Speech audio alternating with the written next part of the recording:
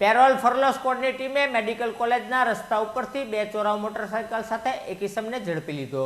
Parole furlough સ્કોડની team પેટ્રોલિંગમાં હતી તે વેળાએ બાતમી મળી હતી કે મેડિકલ કોલેજ પાસેના રસ્તા ઉપર એક ઇસમ શંકાસ્પદ મોટરસાયકલ સાથે ઊભો છે।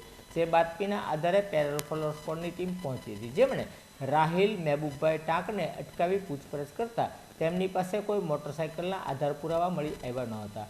જેના અનુસંધાને પેરોલ ફરલો સ્કોડની ટીમે તેમની અટકાયત કરી વધુ પૂછપરછ કરતા આ બંને મોટરસાયકલ 25 દિવસ પહેલા ચોરી કર્યાની કબૂલાત આપતા પોલીસે ધોરણસરની કાર્યવાહી હાથ ધરી હતી।